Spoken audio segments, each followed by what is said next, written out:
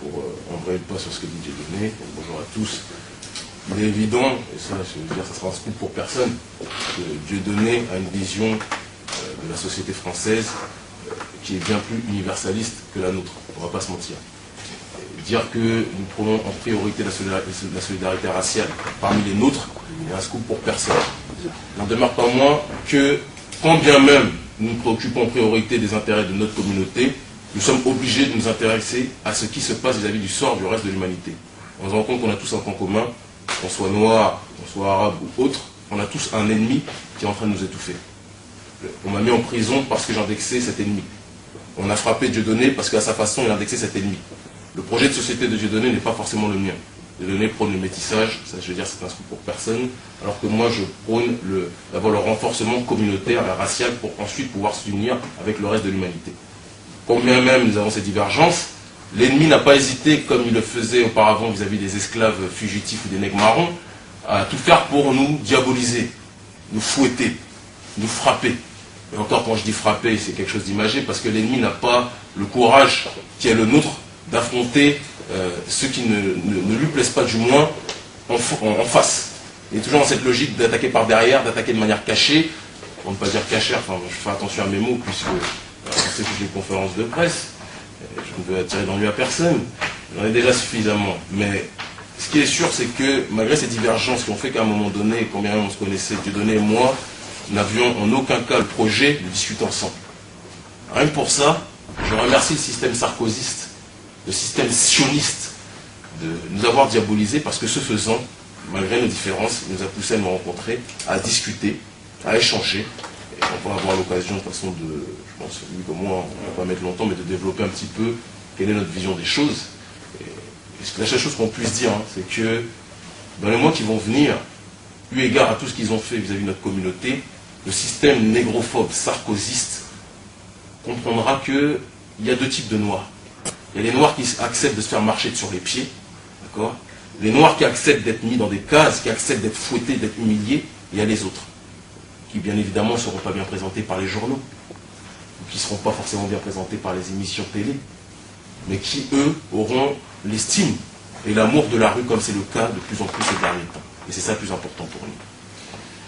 C'est vrai. Alors pour être complémentaire à ce que vient de dire Kémy, bon effectivement, moi j'ai une vision du monde inspirée des hommes de bonne volonté, et peut-être qui font rire certains. Alors Luther King, le pasteur, qui nous disait « Je suis monté sur la montagne et j'ai vu la terre promise », c'est vrai que j'ai envie de lui dire qu'il avait une bonne vue, parce que c'est vrai qu'on l'attend depuis longtemps, cette terre promise. J'étais au Cameroun récemment, j'irai régulièrement. Je veux y croire. Moi, je ne vois pas, et comme beaucoup de gens, je pense que je n'ai pas cette vision de la terre promise, parce qu'on nous a ôté la vue, et je pense que nous sommes tous aveugles. Mais on peut ressentir quand même que demain sera meilleur, sera un jour, on peut le ressentir, sinon on s'arrête de vivre. Et j'étais en terre pygmée, qui sont les ancêtres de nous tous d'origine africaine. Ce sont les premiers habitants de l'Afrique. Et ils sont aujourd'hui dans une situation sanitaire catastrophique, puisqu'en fait la déforestation a entraîné un véritable génocide. Et le signal de M. Sarkozy au lendemain de son élection, quand il va sur le bateau de M. Bolloré, qui s'est fait une véritable fortune sur ce commerce de bois, est un signal fort envoyé au peuple ancestral d'Afrique et au peuple pygmée. Donc j'espère, et ça sera aussi l'objet, c'était l'objet de cette conférence de presse, que d'annoncer la venue de deux de ces pygmées que j'invite à venir à Paris pour témoigner de la situation dans laquelle ils se trouvent. Ça ne doit pas nous faire aussi oublier que nous, Grands Noirs d'Afrique, les Bantous notamment, on est responsable aussi de la situation dans laquelle ils se trouvent. Parce que tout au fond du panier de la misère, il y a des pygmées. Et que les pygmées aujourd'hui forcent à l'union, les hommes de bonne volonté de cette planète, à commencer évidemment par les Français d'origine africaine, qui doivent se sentir autrement plus concernés que Nicolas Sarkozy par le sort de cette population qui voue à la nature et à la forêt une relation quasi spirituelle. Il faut savoir qu'en coupant ces arbres millénaires, on abat leur cathédrale. Imaginez des pygmées qui viennent ici et qui abattent Notre-Dame de Paris.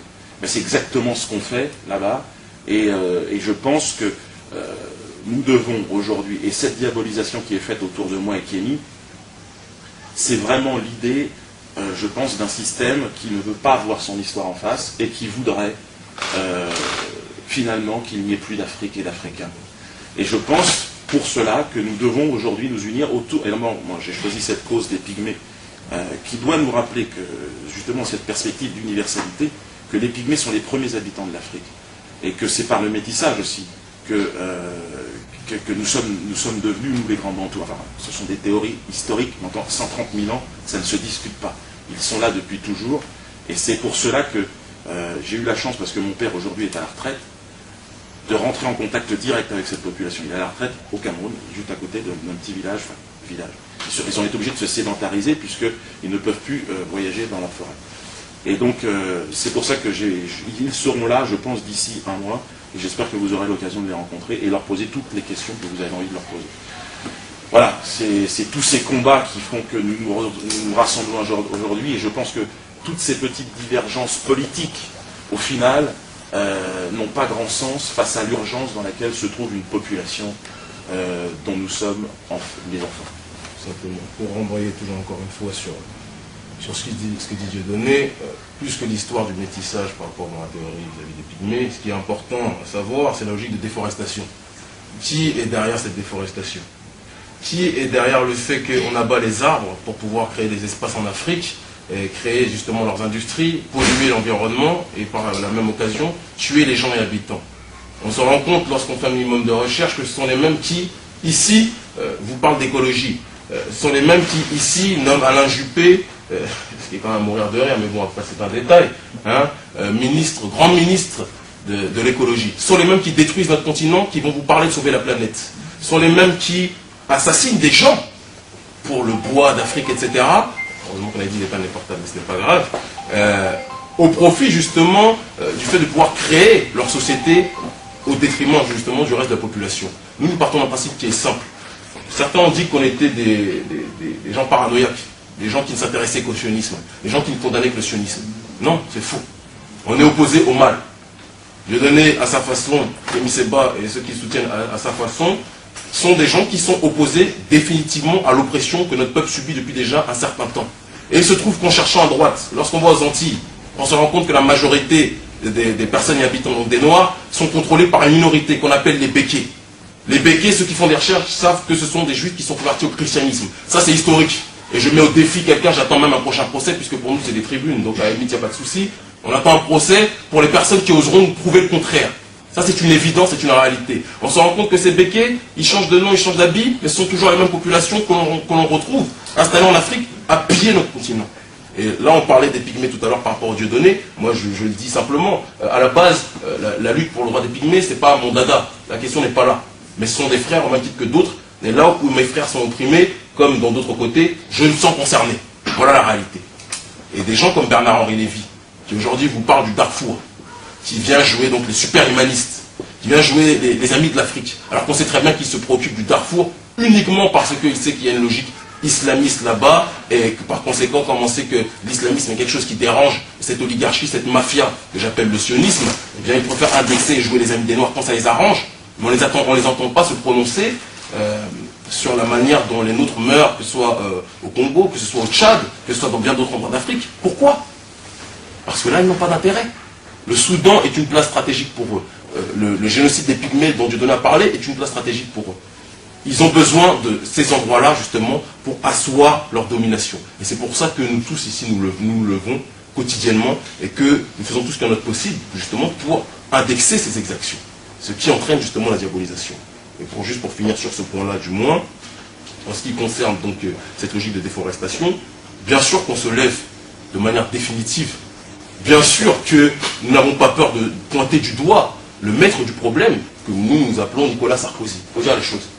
Je pense qu'à l'heure actuelle, il y a une lampe de bois qui peut être présente chez un certain nombre de personnes, mais nous, aujourd'hui, nous n'avons plus rien à perdre. On reçoit des menaces de mort, même si moi, ces menaces de mort me font personnellement rire, parce que j'attends toujours la même chose. Hein.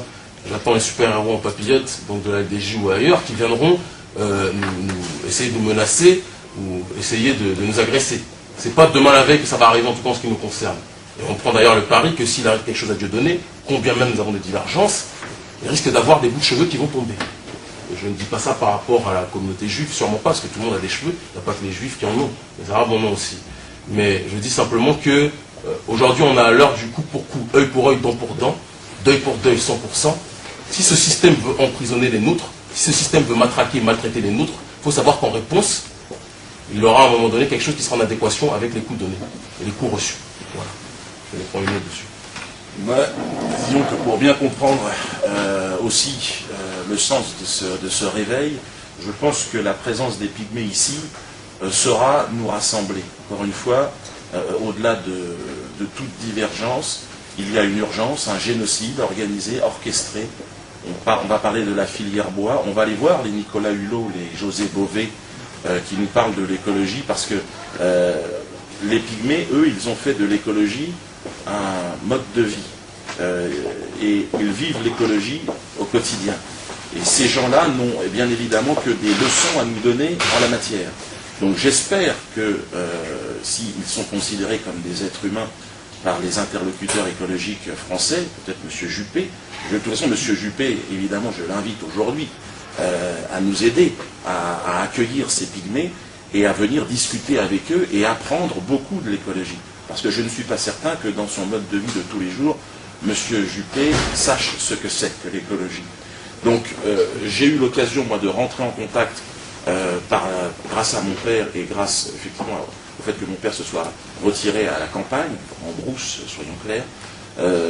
Et aujourd'hui, j'ai vraiment pris conscience qu'il y avait effectivement une population qui avait gardé, depuis 130 000 ans, un véritable trésor culturel et spirituel. Et j'espère que la France de Nicolas Sarkozy saura les accueillir comme il le doit. Elle nous parle d'ouverture, elle aura là l'occasion certainement de nous y aider.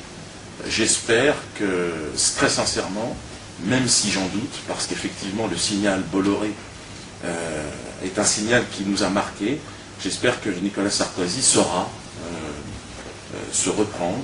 Et contrairement à ce qu'il a dit en nous disant j'espère qu'il y aura 60 millions de Bolloré, chefs d'entreprise comme Bolloré en France, ils comprennent que 60 millions de Bolloré en France, c'est l'extermination radicale du peuple pygmée. Voilà, donc j'espère, encore une fois, et je réitère, parce que nous voulons jouer le jeu de cette démocratie, nous sommes citoyens français, il y a des règles du jeu, nous sommes conscients qu'il y a un 2 poids 2 mesures, et qu'il faudra se battre jusqu'à la fin de nos jours pour ne serait-ce qu'avancer d'un millimètre dans ce domaine, mais au moins sur une question essentielle qui concerne l'humanité. Vous avez un peuple de 130 000 ans qui est dépositaire de tout ce que vous êtes ici aujourd'hui, puisqu'il faut savoir que les petits lutins des bois qui hantent nos contes et légendes, ce sont les pygmées qui ont inspiré les Égyptiens, qui ont inspiré les Grecs.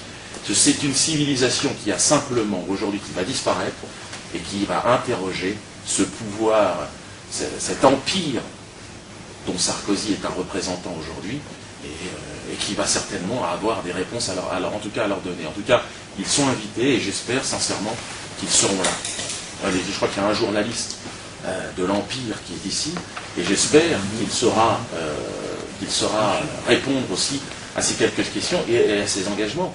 Parce que qu'est-ce que c'est que le journalisme aujourd'hui? Voilà. Le journal Libération, c'est vous qui êtes de Libération. Le journal de Libération, quand je me fais agresser, moi et mes enfants dans la rue, prétendent que c'est plus ou moins moi qui les ai frappés. Alors, je ne sais plus où on en est, le dossier a été perdu, évidemment ça ne m'intéresse pas. Quand le diable est injustement frappé sous les yeux de ses enfants, ça n'intéresse personne. Pourquoi ce 2 poids 2 mesures? Ne vous étonnez pas que votre journal aujourd'hui ne représente plus rien, parce qu'il a trahi l'essence même du journalisme et de l'esprit du journalisme, qui est une sorte de devoir d'objectivité. On finit par se poser la question de savoir si c'est l'AFP ou l'ASP. Là, c'est l'agence sioniste presse. Parce qu'à un moment donné, non, de toute façon, excusez-moi, par rapport à la réalité, mais les informations sont filtrées. Les amis de Sarkozy, auparavant, il y avait un clivage dans la presse française. Il y avait la presse de gauche, soi-disant, la presse de droite. Aujourd'hui, c'est la presse sarkozyste. Donc comme ça résume un petit peu et ça réunit un petit peu plus la situation. Quand un rabbin, et paix à leur âme, ou pauvres d'eux lorsqu'ils ont des accidents, trébuchent dans le métro, c'est un attentat antisémite qui se déroule. En une que l'on retrouve donc sur Libération, Le Figaro et compagnie. Lorsque Dieudonné est agressé avec ses enfants, c'est Dieudonné qui a agressé avec ses enfants. Donc ses enfants, ils ils ont dû être des complices si je ne m'abuse, deviennent donc par la suite justement des agresseurs d'un pauvre Superman rabbin ou autre. Lorsque je suis incarcéré, en prison, on me met en prison, au motif simplement que j'ai dit que la police se comportait comme une milice sioniste, et bien on dit que je suis un terroriste, j'ai fait preuve de violence, alors que toutes les images sont là pour prouver que la seule chose que nous leur avons dit, c'est que justement ces gens-là commençaient à être insupportables vis-à-vis du comportement qu'ils avaient de manière générale par rapport à notre communauté. Lorsque l'on tient ces propos, lorsque c'est pas seulement un noir ou des noirs, c'est des noirs qui refusent d'être manipulés par ce système, ont une attitude qui ne rentre pas dans le cadre de ce que les sarkozystes et compagnie prévoient, on est forcément indexé, on est forcément diabolisé, on est forcément méprisé. La presse a un devoir aujourd'hui d'honnêteté. La presse, et j'ai envie de dire la classe politique de manière générale, qui est censée être représentative du peuple, qui, d'une part, soit paie les impôts, ou alors vote en ce qui concerne la classe politique, pour avoir des représentants. À un moment donné, s'ils ne sont pas en accord, en adéquation avec ceux qui ont voté ou qui payent pour eux, la presse doit plier bagage. Et ce système doit plier bagage à un moment donné. On ne peut pas dire que la presse se dise représentative de quelque chose lorsqu'elle ne défend les intérêts que d'une seule oligarchie. Je suis désolé, il n'y a pas que les sionistes en France. Il y a différentes populations. Moi je le dis et je le répète, c'est pas un discours qui est nouveau. J'ai toujours dit que je ne peux pas me considérer comme français dans un pays qui depuis des siècles et des siècles, de toute façon, n'a jamais considéré les nôtres comme étant une partie intégrante de leur système. Il faut être clair. Ça c'est vrai, c'est une divergence que j'ai avec Dieudonné. Et bon, comme on dit, l'avenir nous dira qui de lui ou de moi avait raison sur ce terrain-là. Je pars du principe que la France appartient aux Français, mais qu'on aimerait bien que l'Afrique appartienne aux Africains. Et qu'elle n'appartienne pas aux Bolloré, qu'elle n'appartienne pas aux sarkozystes qui disent qu'ils veulent annuler, briser cette France-Afrique, mais qui vont voir Omar Bongo, c'est quand même à mourir de rire, qui disent qu'ils veulent être dans une logique de rupture, alors qu'ils sont toujours dans ce financement, dans cette collaboration avec les racailles impérialistes, les marionnettes africaines que l'on trouve à la tête de nos États, et qui pillent notre continent.